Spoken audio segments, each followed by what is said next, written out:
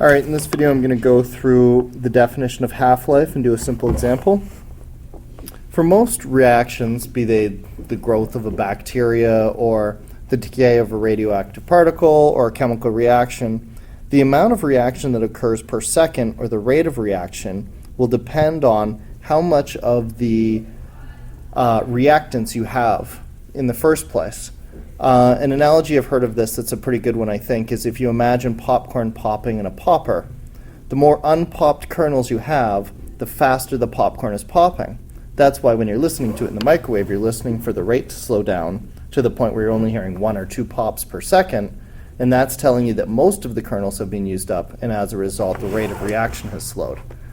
Similar to this, we can think of a nuclear isotope that's reactive, and recognize that as the reactive isotope slowly gets used up, then less reaction is going to happen all the time. What this means then is over time, the rate of reaction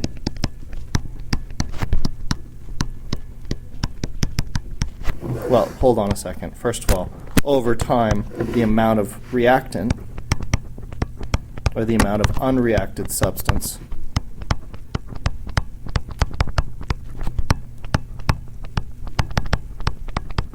decreases.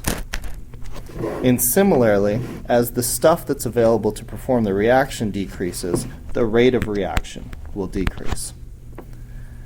When this is the case, what we notice is an exponential relationship. Exponential relationships occur when the current change depends on the current amount. We can think about this whether it be an interest rate on a bank mortgage, right, where the amount of interest you get depends on the current amount you have in the bank, or a bacterial growth, where the number of bacteria being produced every second depends on the current number of bacteria, or again, in something like a chemical reaction or popping popcorn, where the amount of them that can undergo the reaction depends on how many of them there are each second. When that's the case, it's useful to model the number that are left at some point t in time later as the original amount times 1/2 to the exponent of time divided by their half-life. If we think about this then, when time is equal to 1 half-life, then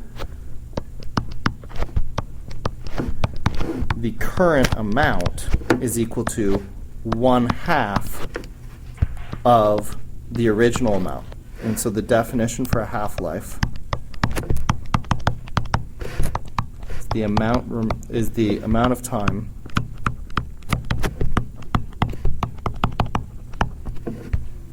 for the original amount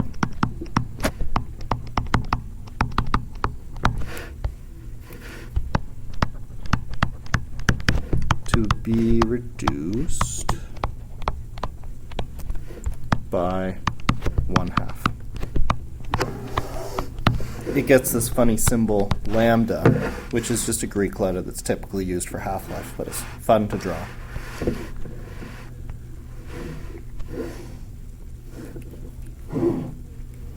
So in a sense, as we go through periods of time, the original amount, let's say 100%, gets reduced to 50% over some half-life. Let's just call that 1 half-life. That could be, say, 30 minutes or something like that. And then further, starting from 50, we would get reduced to 50% of 50, which would be 25%, and that would occur at 2 half-lives. Or if that was 30 minutes, this would be 60 minutes. And one more try, 3 half-lives, reducing 25 to 1/2 of 25, 12.5. And what we see is the amount of reduction we get, which was 50% here, 25% here, and 12.5% here, is reducing as our population is reducing. 3 half-lives, or if you want, 90 minutes.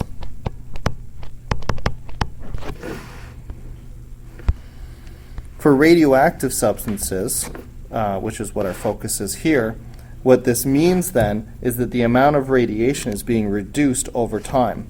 See here, 50% of the material decays, and as a result, 50% of the radiation is produced, where in the next 30 minutes, only 25% decays, and so we get literally half as much radiation as we did in the first, and then we'll get half and half and half again. At some point, hopefully the amount of radiation will get below a level which is, acceptable or safe. And that, of course, depends on the element and how fast the radiation was being produced in the first place, the type of radiation, all those kinds of things. So there's going to be a subsequent video with some more examples like this. But here's just a really simple example of applying that formula, and we can look at just some basic numbers. So cadmium-115 has a half-life of 54 hours. Sample of cadmium-115 contains 1.2 times 10 to the 22 radioactive atoms. It's left for 10 days. How many of the 115 atoms will be remaining? So this is my initial amount, 1.2 times 10 to the 22.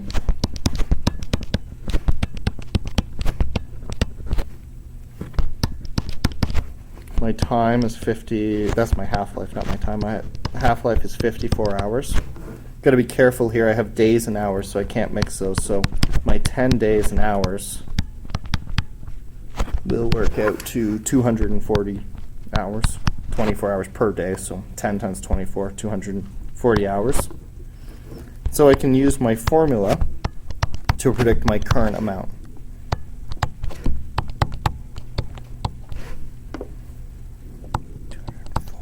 Divided by 54.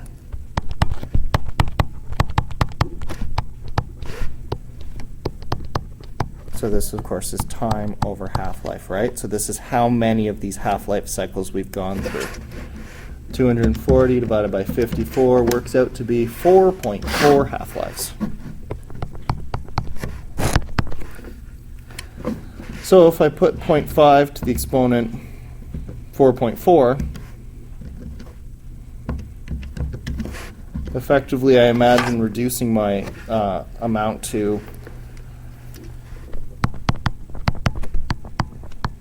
by 1/2, 4.4 times, which leaves me with 0.0474 of the original amount, or about 5% of the original amount. Multiplying that by the original amount, get 5.7 times 10 to the 20 atoms. So after the 240 hours of the 10 days, I would be left with 5.7 times 10 to the 20 radioactive atoms.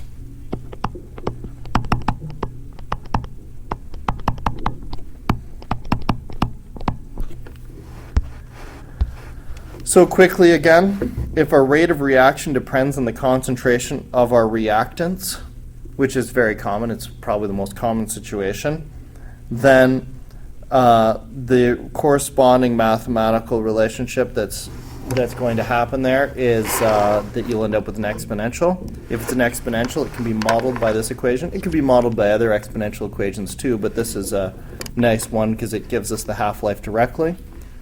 With that in hand, we can figure out how many integer half-lives would lead to different populations, and what we can see is that the rate of reduction is very fast at first and declines slowly over time. This also means the rate of radiation being produced declines steadily over time.